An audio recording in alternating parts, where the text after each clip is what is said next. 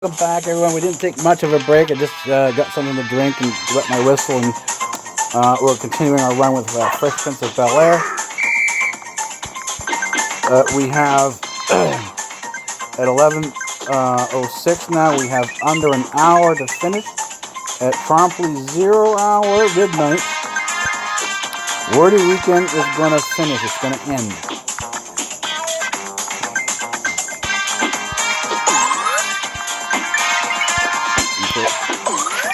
We're going to try to get as many characters in as we can this last time. So that's going to be the goal.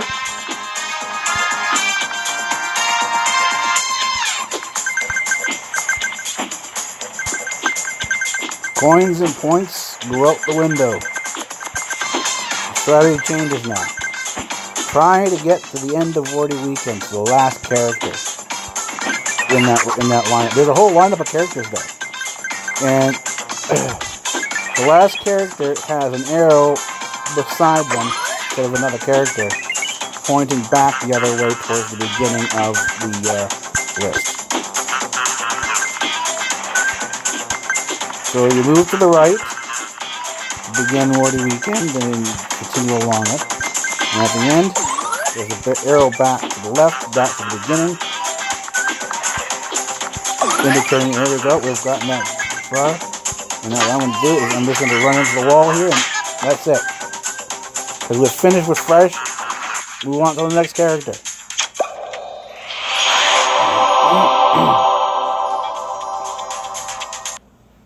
Unwanted moles and skin tags are so embarrassing.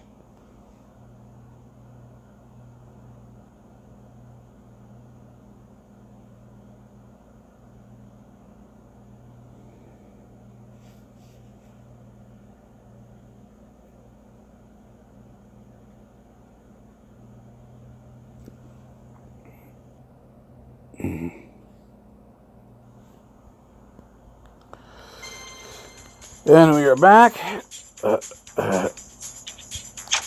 Not bring the volume back up because we're going to have to double this up again.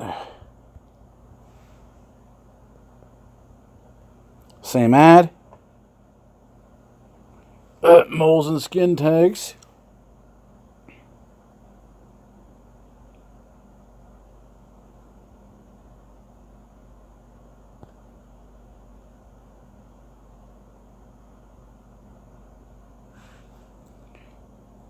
So we're done with that. We got another 26. So I'm going to now run with this character called Tagbot.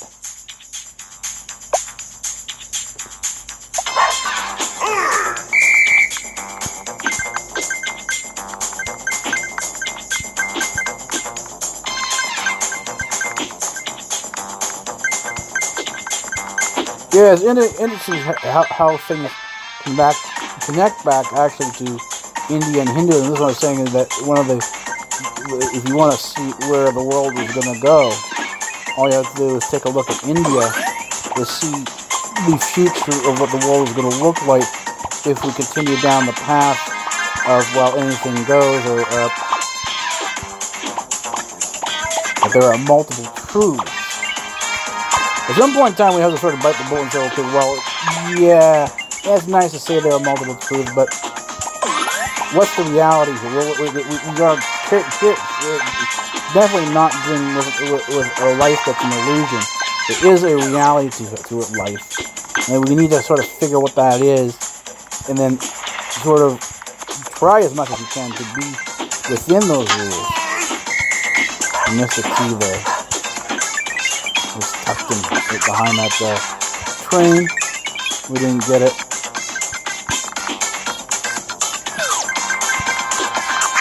Otherwise, we're always going to be in this train of self-destruction. And that's what's currently happening to Europe and the West, is we're on the train of self-destruction while the East is rising again. And it is not the East is rising, it's the East is rising again. World civilization began in the East with the Pan-Asian culture. And this is where it's heading now. And the reason why it's doing that is because the Western society is destroying itself. And the reason why the West rose is because the Eastern society at that time was in the process of destroying itself. The hand of destruction isn't some mythical or hidden beast.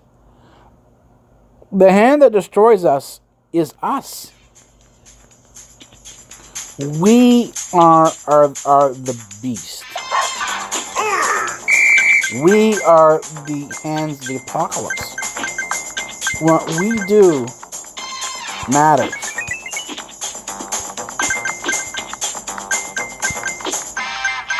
You can either bury your hand in the sand and allow things, fundamentally to go to hell. Or you can say, well, okay, yeah, I'm not in control of a lot of things, but in my part of the world, and with me, I'm going to try to be,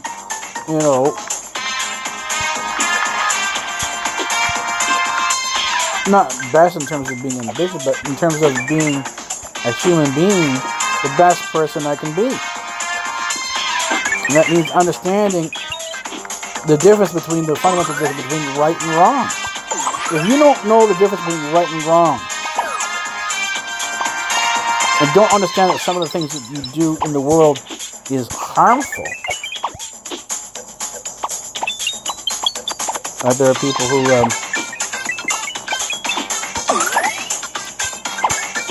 that have met in sort of in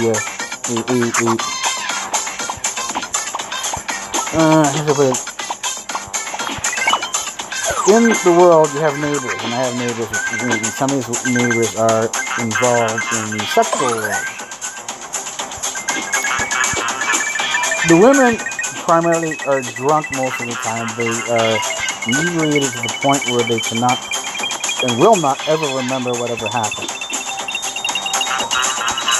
And they are not typically the initiators of the events that will go on as such.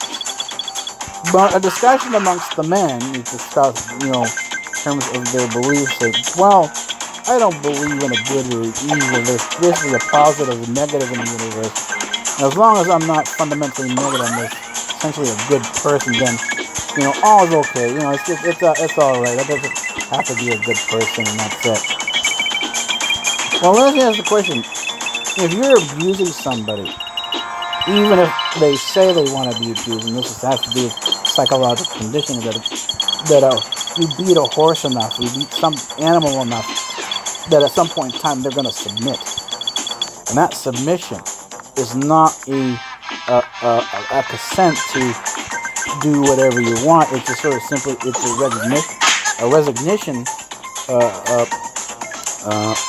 resignation to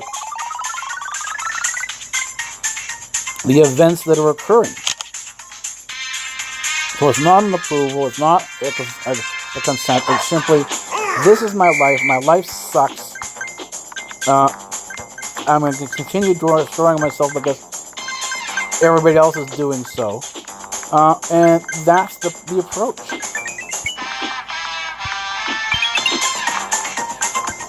And that means you become in this situation that even though it appears that you have consent, you become the abuser. You add to the person's psychological wound. You add to their psychological baggage.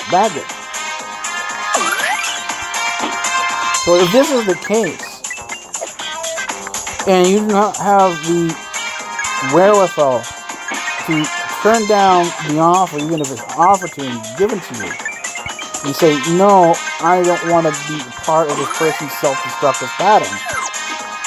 I don't want to participate in this person's self-abuse.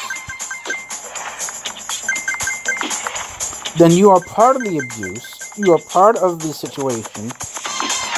And how do you define yourself as good when you are involved in, let's say, a negative situation? When you are participating in a negative situation, how does that define you as a good person? The answer is, in reality, it doesn't. But what happens, again, most people have a great way of deluding themselves, saying, oh, I'm doing this fine, I'm not really doing any damage. And this is how you end up with people saying, "Oh, prostitutes. This is something they enjoy. This is what they want. This is their profession." Well, show me a prostitute that ever made the conscious choice to become a prostitute. Most prostitutes, even most of the ones I've met, I haven't met any of them that were there by choice. That, this is what I want to do for the, hey, yeah, this is a good profession. Let's become a prostitute. That wasn't the case. It was the situation that they were in that led them to their current lifestyle. And so the thing is, and they were coming from, in many cases, an abusive background, where this was one of the few options. I mean, particularly in some of the poorer areas of the world, where there's nothing to eat. In many cases, you either become a prostitute or you starve to death. And if you're seeing a prostitute that's selling herself simply because she wants something to eat, wouldn't it better to be buying her something, instead of spending the money, or the $10 or the 50 cents you're going to spend, wouldn't it be better to give her something to eat than take advantage of her? I mean, how is this a good person who takes advantage of a person who's starving to death, and instead of buying them food, they abuse them, have their own particular selfish needs fulfilled, and it leaves the person to go back and starve again. Is that how you define a good person? And you can see this. You can see this in India. A lot of this you can see the number of poor people, the poverty that exists, particularly amongst the group called the Dalits. And there's an interesting case of good versus evil. People who fundamentally, because of a religious guideline, who do not exist. Just like the Jews have the kosher law. And in the kosher law, anyone who's not properly Jewish is a goyim, and they are unclean and not to be touched, and not to be commingled with.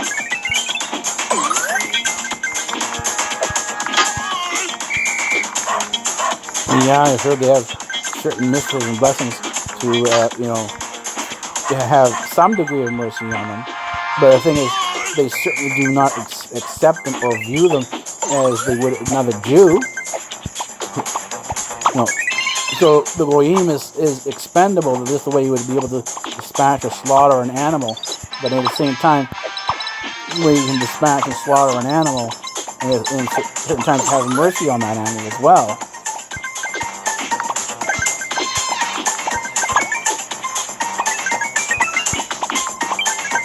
Just like they spare the turkeys at Thanksgiving. It's more symbolic than anything else. It's not that the president's not going to have a turkey ever again.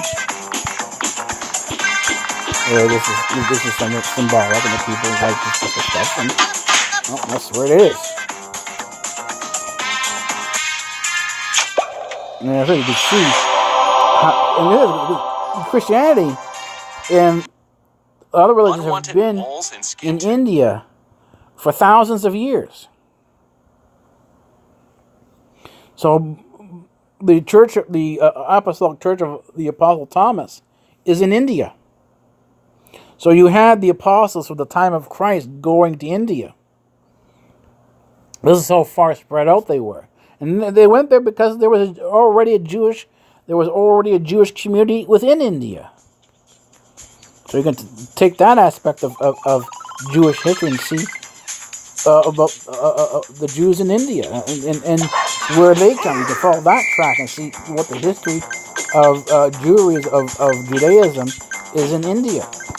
And when you understand this, you see how it comes in with the Moguls, those are the Mongols, who were eventually became Islamic. They were Islam. You can begin to understand how all these groups mixed in India, that India is really a way to sort of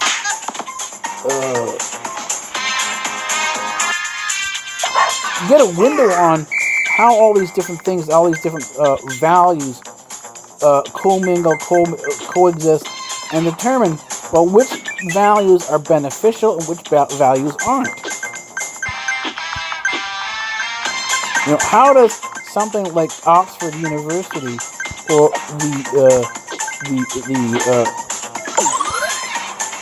the so-called conquest of India, where the English created an empire that was in India.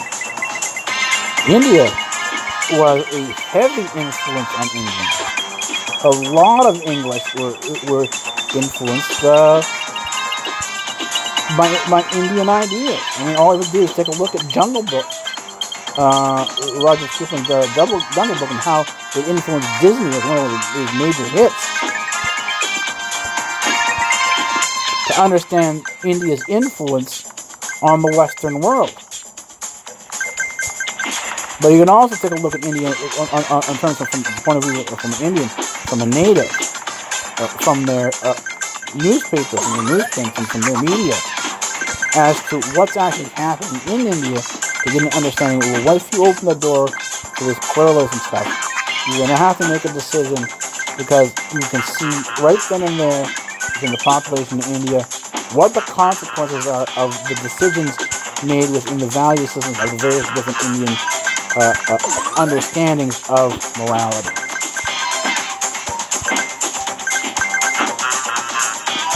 That's it. Our hedonism, the left-hand path of socialism, is the left-hand path of Hinduism. This comes through the Kabbalah state, the Kabbalah's mind. So it goes from India to Persia. And Persia is picked up by a group of Jews who were working not in Hebrew but in Aramaic. So into the Aramaic text, and from the Aramaic text it works its way into the Greek. And this is why a lot of the people who study Kabbalism, your text, if you're doing a very serious study, your texts are primarily Aramaic and Greek, not Hebrew.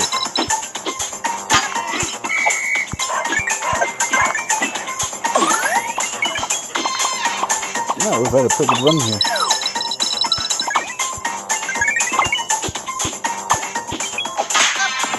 I'm over it.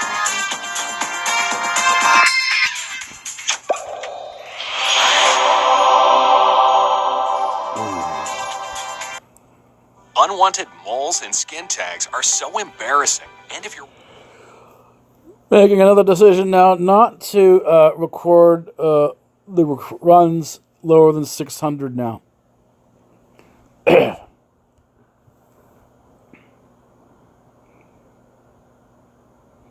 Basically, I'll concentrate on 600 and up.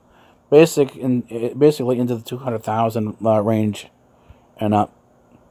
So that's the end of TagBot. And here we go. We've got a jackpot, a massive jackpot here. 300,000 is our point. We're going to double this up to give us 600,000. And this is why these super surprise boxes, these super mystery boxes are such the boon. Because this is how I got up to my million. And now we're going to go be 1.6 million.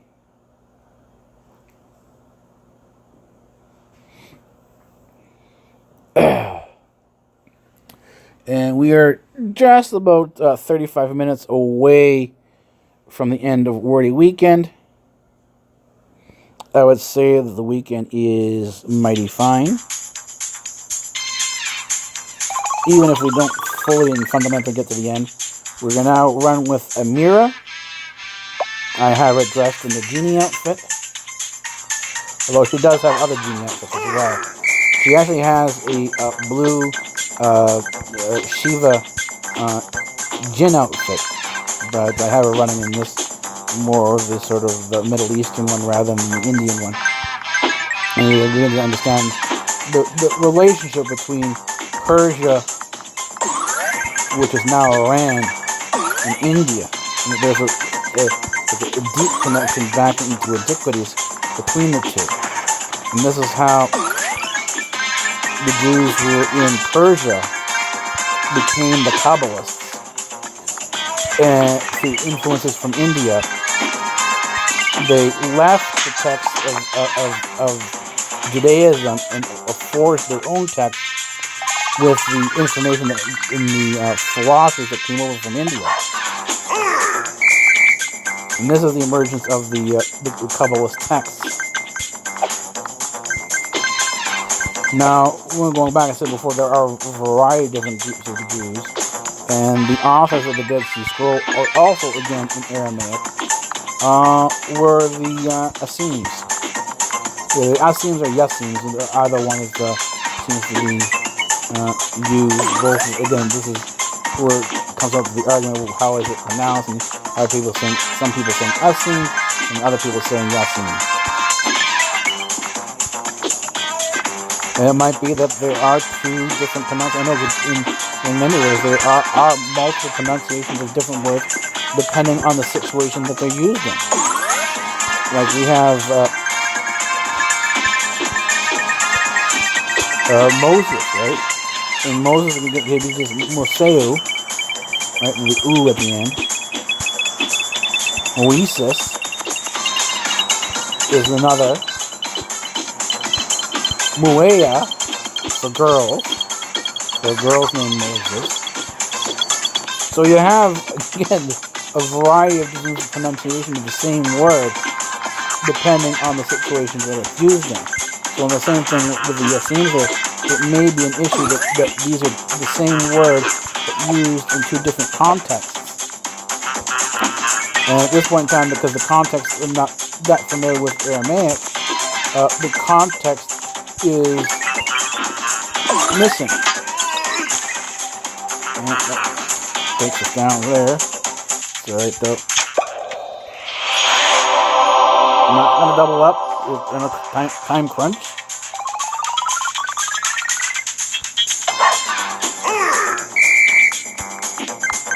Amira is another one of the good runners. She produces a good point-to-coin ratio.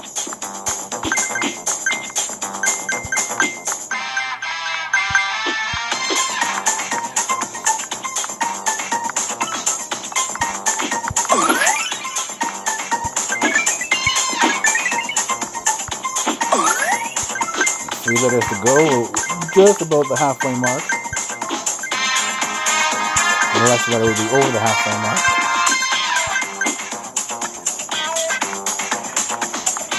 And I'm getting hungry. More than just a little pecker.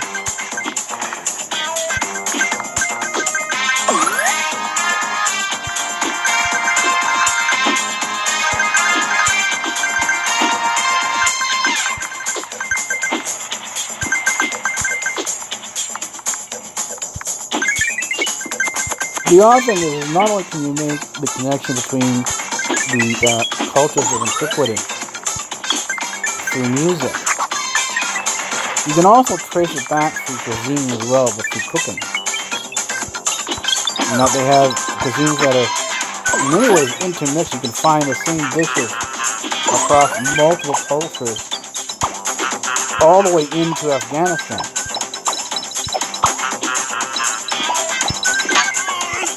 Almost died there.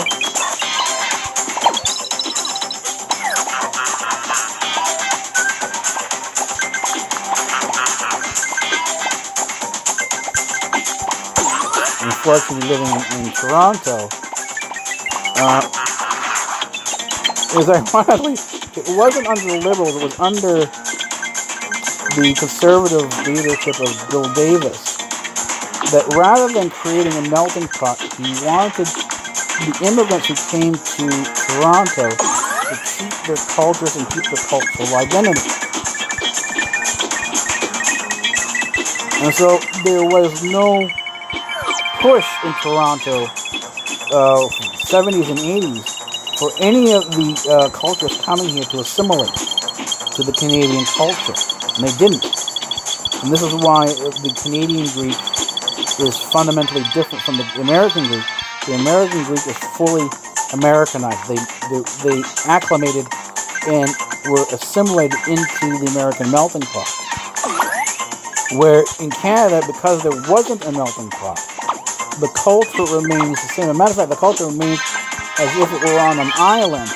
And when they go back to Greece, they're shocked to find out that, well, they haven't changed, the Greek culture has.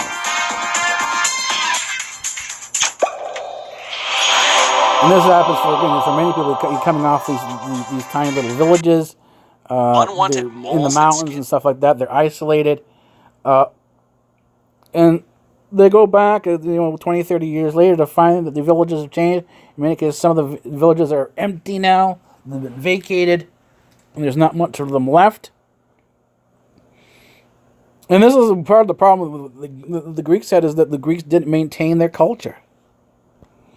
And they were so enthralled with the European identity that in many cases they ran to throw off their original Asiatic Greek culture and embrace the more Western concepts and ideas.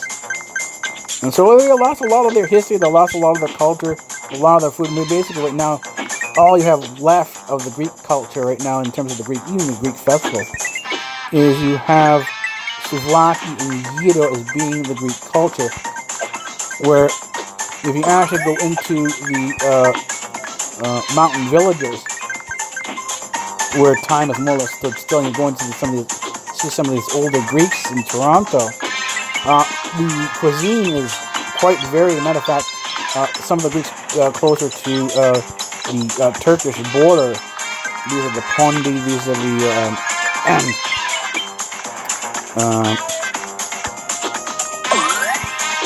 my last name, the Kara. So there are Greeks like that, and the Asian minor Greeks in that area. They've actually picked up a fair bit of Middle Eastern cuisine, and so there's a huge mix between the Middle East and the cuisine of the Middle East and the Asiatic Greek culture. And the thing is, I've had that cuisine. I know it very well. And I've had one of my neighbors were musicians from Afghanistan. They were Sufis. Sufi Islam. They weren't. And that's why they got coming over, because they were being persecuted by the Sunnis. The Sunnis are the Arabs, and the Arabs want to make everything Arab. You can't have a culture outside the Arab culture. Everything has to be Arab. Where in the Sufi that's necessary too. The Sufis maintain the Afghan culture. Oh well, that Afghan culture, ironically enough, is Greek, because Alexander the Great had gone through Afghanistan to get into India. So you have a number of typical what you call Greek food and Greek music being played by Afghan musicians. And I've tasted the food, and it's exactly the same as what you would find a large part of the Middle East and into Greece. Now, I said these foods aren't necessarily known anymore to the Western Greeks, to the European Greeks, but they certainly are known to the Eastern Greeks. And they're not necessarily aware that this stuff exists. I've talked to some of the people from the Pondi area, from Cappadocia, from these areas within Turkey, or on the borders. That's the Mytilene, that's close, even Lesbos, and they're aware of the food, but they're not aware that their food that they're having spreads in terms of a recipe all across the east, all the way into Afghanistan and into India. As I have, again, multiple different neighbors in Toronto here. I'm in a very Asian neighborhood.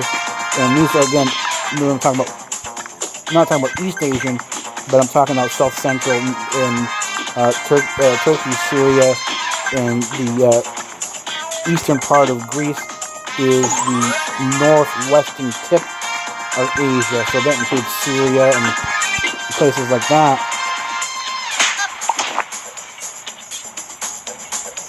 And the foods are spread all across. There are recipes you can find from all these different areas. Again, I'm not going to double up because we're coming towards the half-hour point. We've got a half-hour left. We've got to finish up with Amira and then move on to the next character so that we can try to make the end. I don't think we're going to make the end, but we did our best. We've got a good amount of money now. We've got 1.6 million and counting.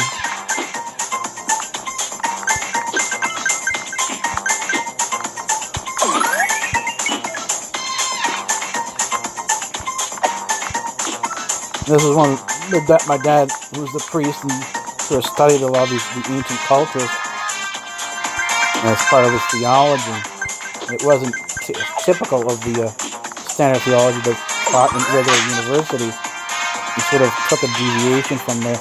This is how we actually ended up in Toronto. His deviation didn't go over so well with some of his higher ups, and he was banished in the late 1960s.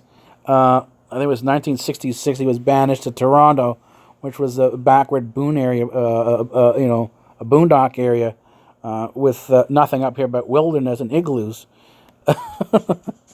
He was banished up here, and this is where we started meeting some of the Greeks who were being exiled from Greece during the junta, and a number of the ones who also these were the Pondi we were coming across. We met the Pondi, we met the others from Mytilene. We saw how this whole so-called thing, this a population exchange that was in Turkey that was being widely discussed as the Armenian genocide, was not simply just the Armenians, but it was the Greeks, the Pondi, the Kada, the people from Mytilene, anyone who did not fit the mold of Turkey at the time, being more not necessarily Muslim or Islamic, but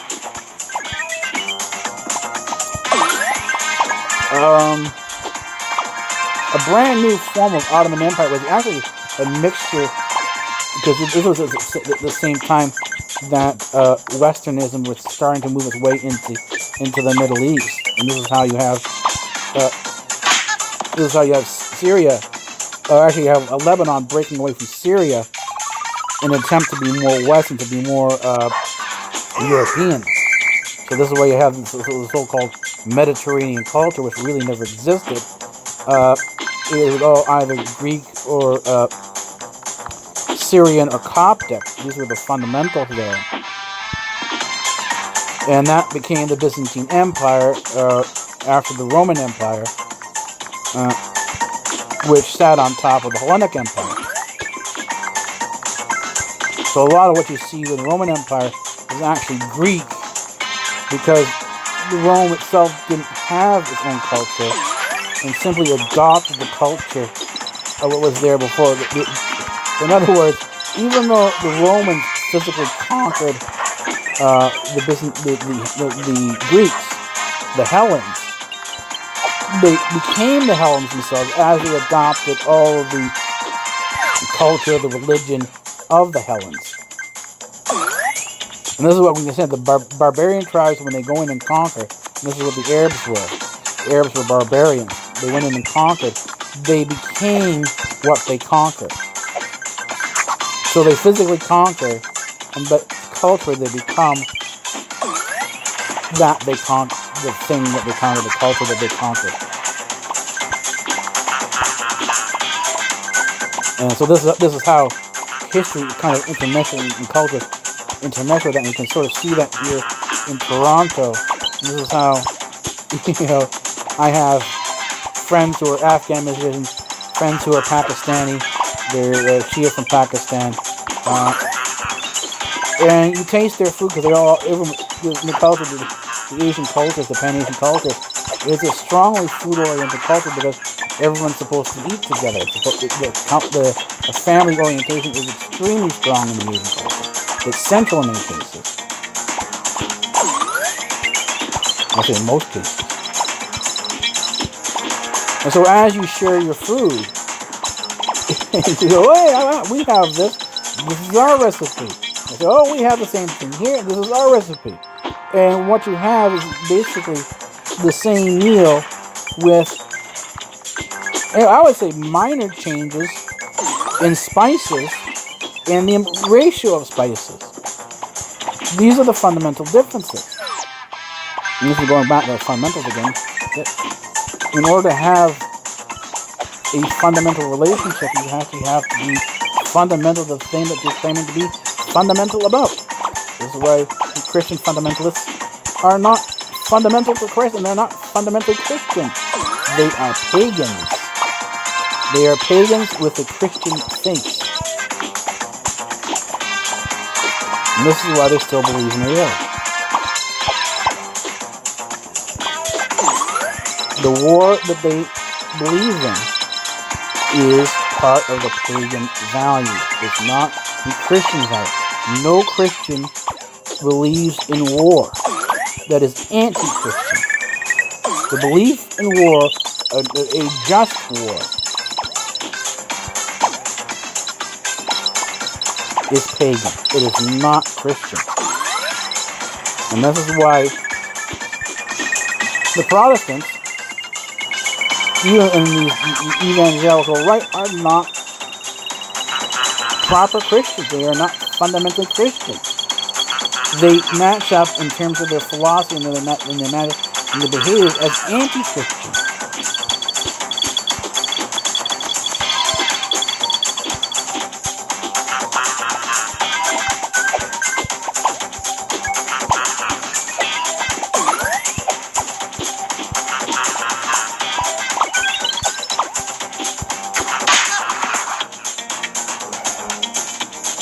Well, that's the end of the mirror. Not going to double up. Coins. See what we get. Not going to double up. Even though it would be worth it. Take the picture.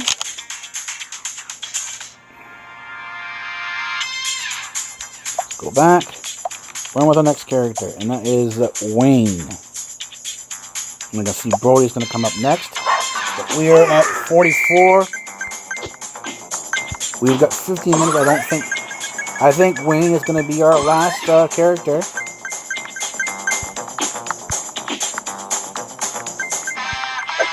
Let's see how quickly we can get Wayne done.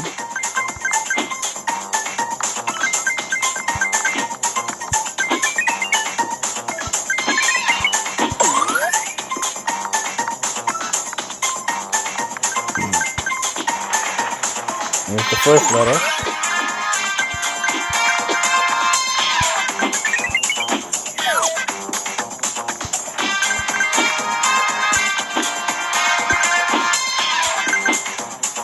Now, someone may ask or comment or, well, he's not giving a reference. How do we know he's right? He's not proving himself. Well, this isn't about proof. Everything I talk about, a lot of the stuff I talk about is not about proof. It's about learning and understanding. And the only way to actually learn and understand is not for me to give you proof, but actually to go back and do the research yourself. If this is something that interests you, then you have to start picking up and doing the research in order to find out what's what.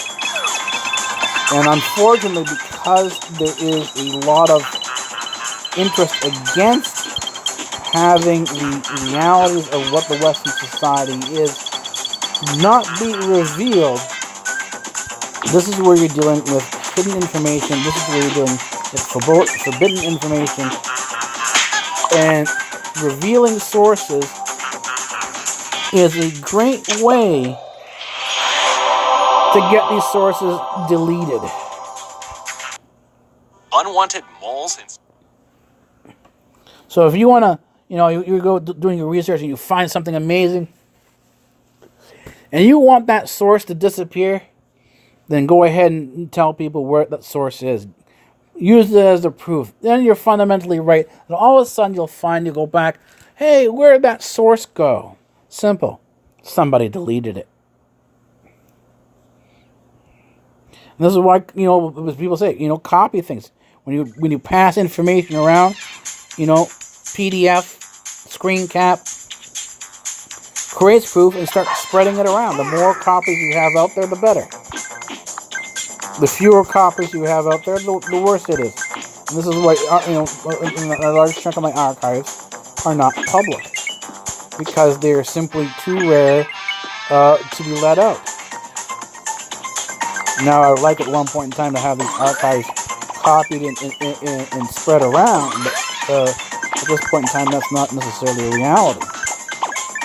So what I do is I find other sources out there that have linkages to, or implications to, and parallels to the sources that I have in my facilities, and that's how I move forward. And at some point in time, you go through and you start, this is part of the library work, go through the different sources that you have and copy either through video or PDF. And this is why I like Linux. Linux allows you to capture documents in PDF on the internet, so you can take a web page and turn that web page into a PDF file, and now you have to have a source. And you can go back, or even if the website is deleted. But again, things happen. Hard drives crash. There's loss of information. There's loss of data.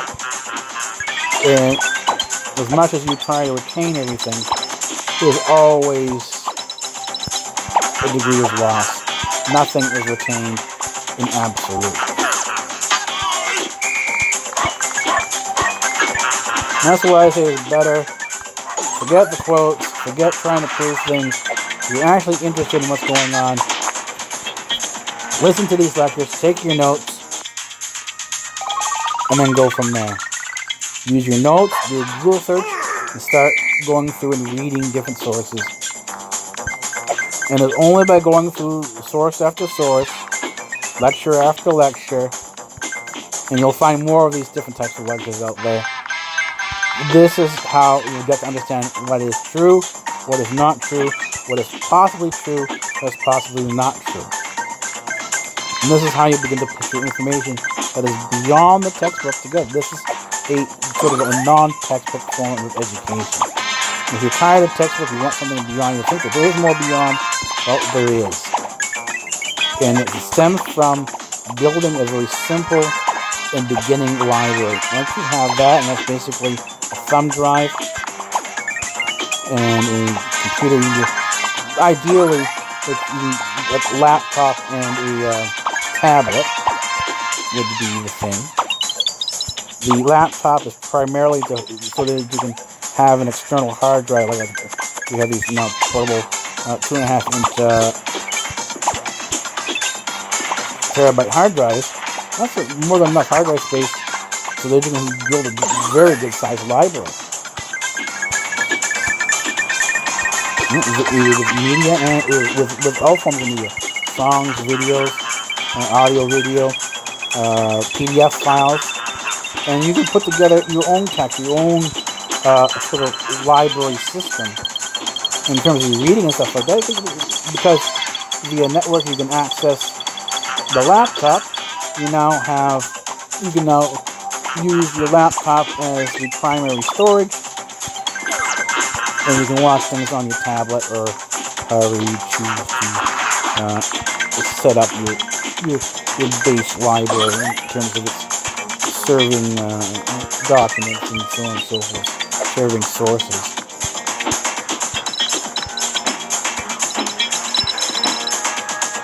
And that's kind of the setup I have here. I have a network of about 10 Linux systems. And to that, I have, let's see, I have 2, 3, 4 tablets, including my phone. And I think I've given some of my tablets away. And I have tablets that are now on my electronics bench that will go into a test situation to develop servers out of the older tablets. You hot load Linux onto the tablet, you flash the ROM, you load Linux on there, and then from there you get into developing servers on these older Androids. And with Linux, that's a distinct possibility to do that, to turn a tablet into a server. And then from there, once you've done enough work on servers, in tablet form, you can turn the tablets, a series of tablets that are Linux servers, into clusters. And that gets you into a larger frame of computing, a larger frame of, if you will, cloud IT. Cloud IT is based on clusters. And the same thing with massively parallel processing, parallel computing.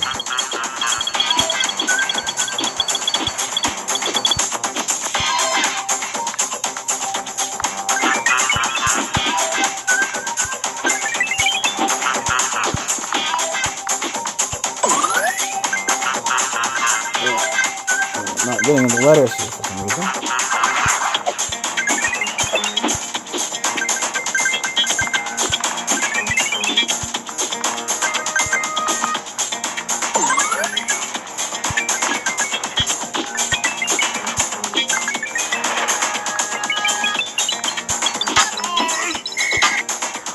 And the place we can't get it this last end. We are now at 53. I'm going to do one or two more runs.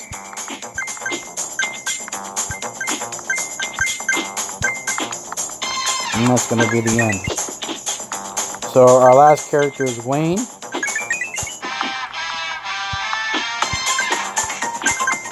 And we did not get to the end of WordWeekend. So, there we go. Oh, there's one more letter. There's the E at the end. I forgot the E at the end of Wayne. So let's do this again quick. As soon as we get the letter, we die. The shortest runs possible.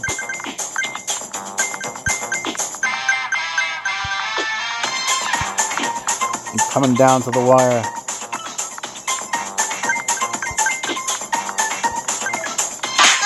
Yep. Gesture didn't go. There's a bit of a lag there.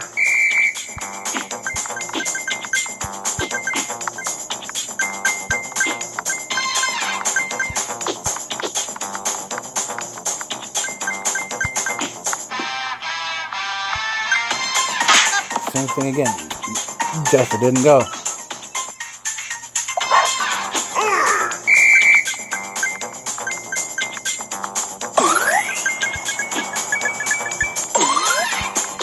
Run this in the center here.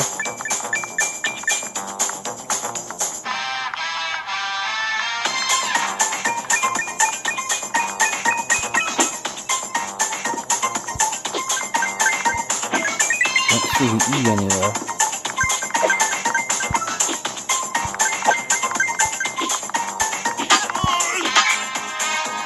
There's that. Got 56.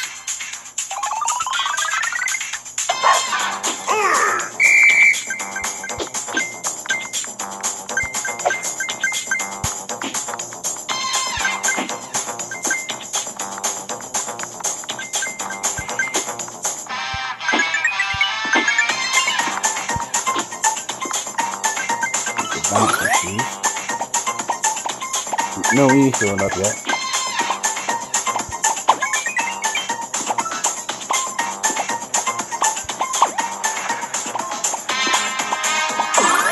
No E in sight. Hopefully this is the surprise box.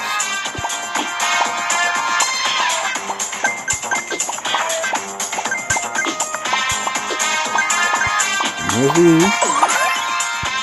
Go to the train and end it.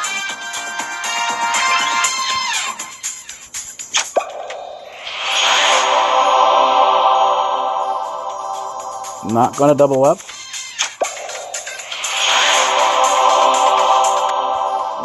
Not going to double up. We are now on Brody. And we will run. It's 56 now. 55. We will run exactly to midnight.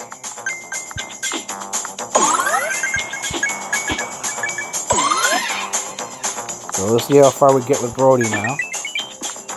Same process. Get the letter and then die.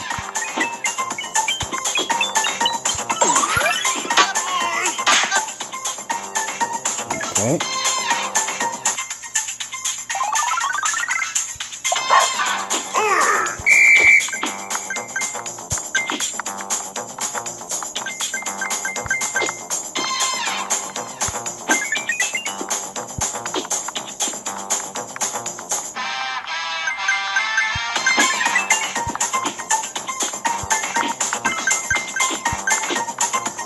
Sorry, box.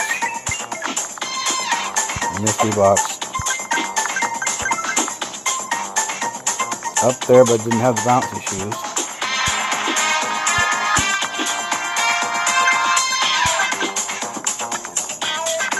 So we're going to die here. Rather than waiting for it to replace itself. We are not going to double up.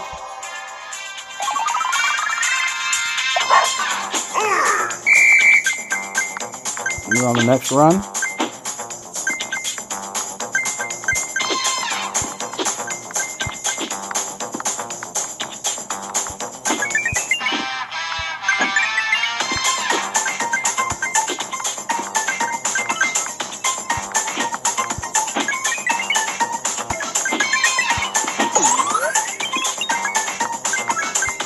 No letter yet.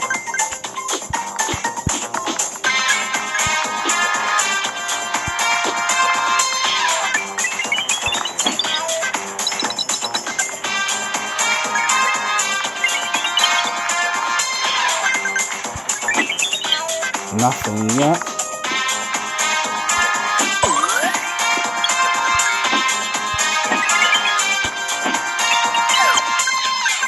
It's 58 now.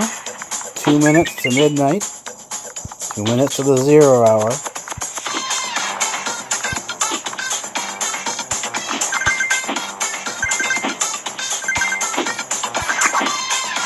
And we still haven't come across that letter yet.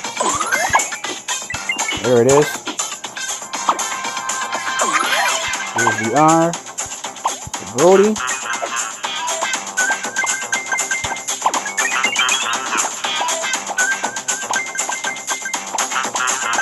And nothing seems to be coming up yet, so we're going to run right into the same. It is 59. We're not going to wait for that to happen.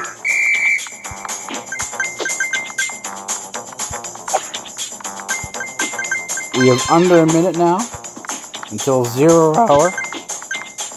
Let's see if we can get the O.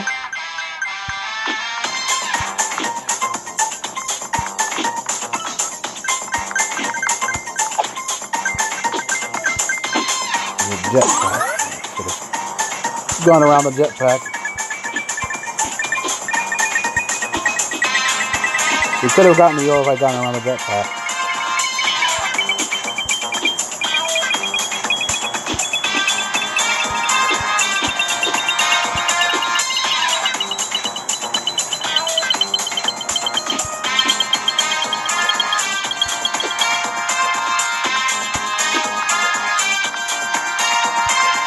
Let's see if the O is quickly placed here. I am not going to use the jetpack. Ignore that. Here's the O.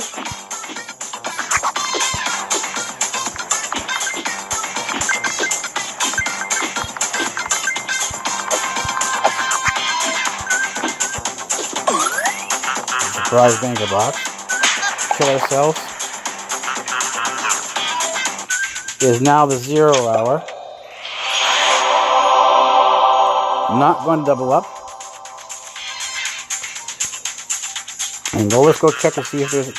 It's still Wordy Weekend, so that's the thing up there. It's still Wordy Weekend, so we are still running. Hasn't ended yet. So let's see how far we can get with Brody. And you're now looking for the D. Here's the D coming up. And that kills us. We'll quickly back. Let's try for the Y now. And see if we can complete Brody before it officially ends.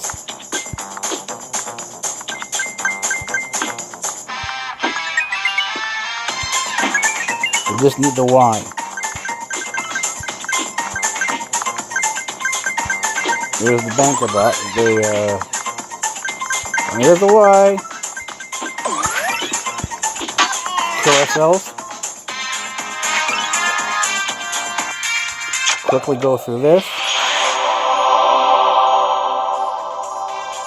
Not going to double up.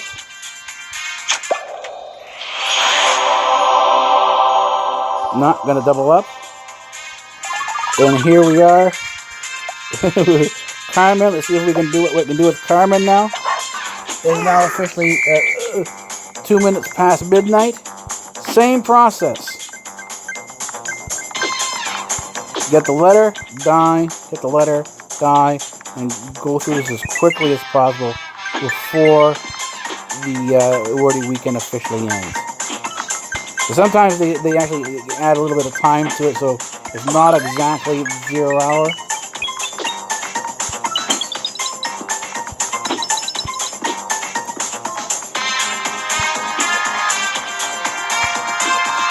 So we're gonna go a little bit over our hour mark.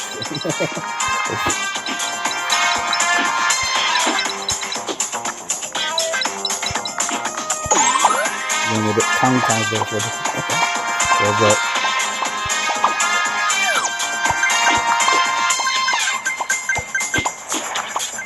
I'm not seeing any letters yet, so I'm wondering if it's over.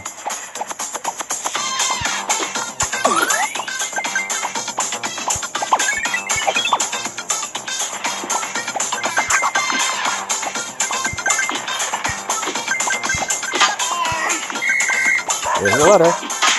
But we died beforehand.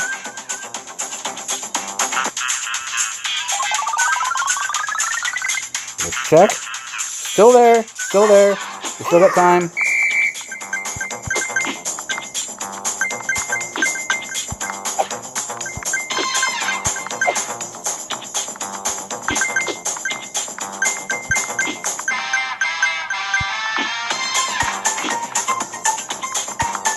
There we go. We're going to get the C. Just die right away. And go get the A.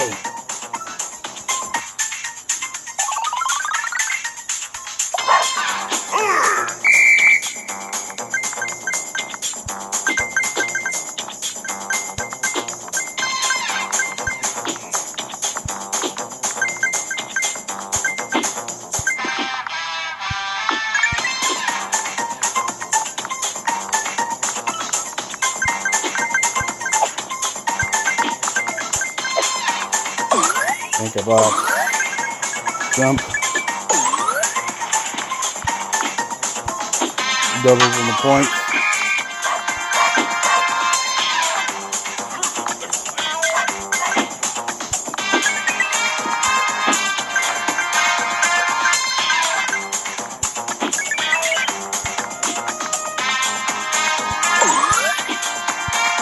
Double up on the points. No letters.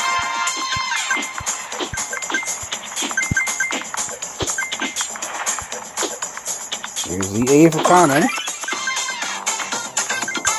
Now need the R. So let's go get the R.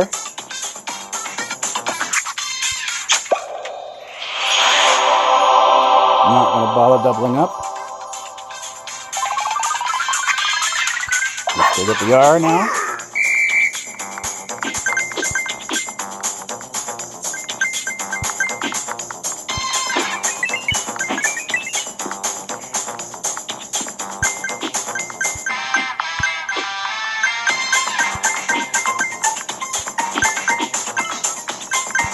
think we're going to be a little bit over our hour mark. Oh, there we go. See that multiplier point there?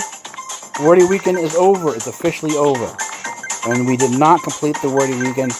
We are into Monday. This is the Mystery Mondays. I'll show you that when we're done. So we're done. We are still running with Carmen, but we are done. Wordy Weekend. We are officially into Monday. And when we come back later on the afternoon, we will be using the hoverboard to see if we can get in from silver into gold. That will be our next class, and I think I'm going to stay running with Carmen.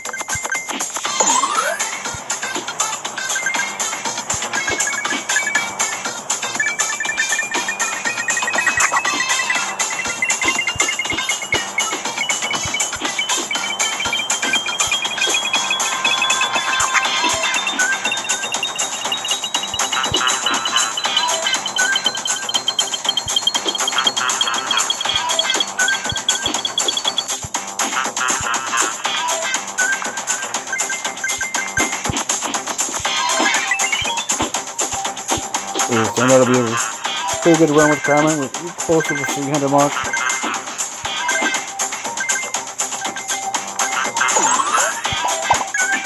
There's the pointed. Means I'm going to activate the hoverboard. So we are now officially into Monday. We're having a half decent run. So let's see how far we can go. Do we get the 400,000? We need to move up. That is the question.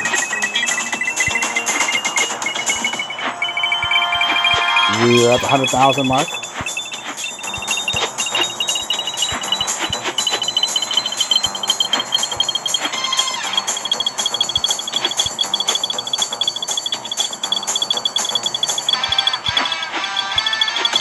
We need 4 of those. 4 jetpacks. In total.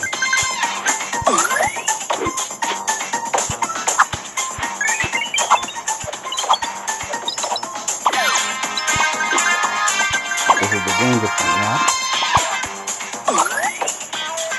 Reactivate the board.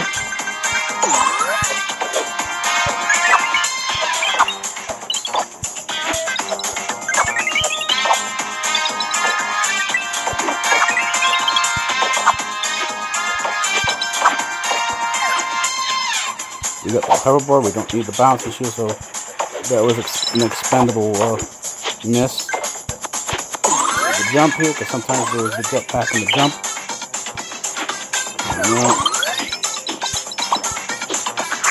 We lost the hoverboard. We have to reactivate again.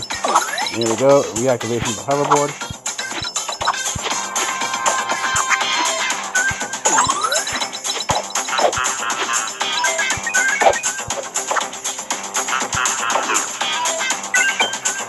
We were past the 200,000 mark, heading towards 300,000.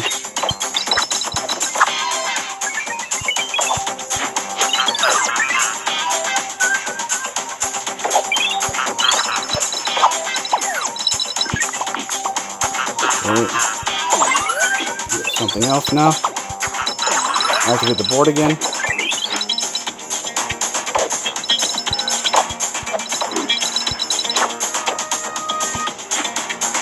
For the jetpack, will take us into 300,000. Our goal right now is the next goal is 400,000.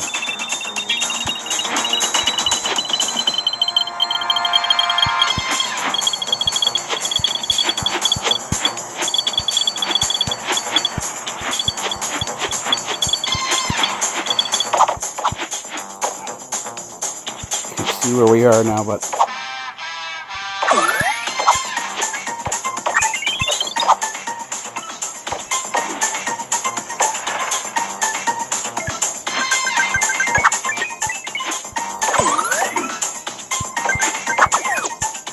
far so good. Lost the board. Put it back.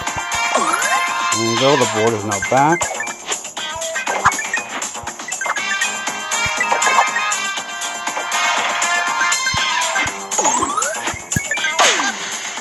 what happens when you join into the board and stay alive.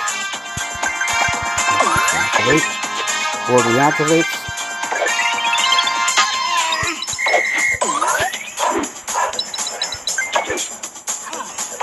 We now have a multiplier. I think we're well into 300,000 now. Heading towards 400,000. As you can see.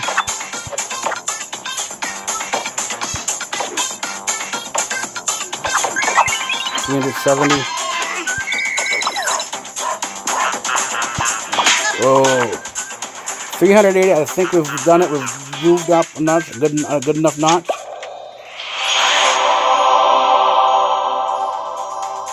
We'll double up here. Drop the volume. Swipe the notification. And wait for the commercial to end. We're done.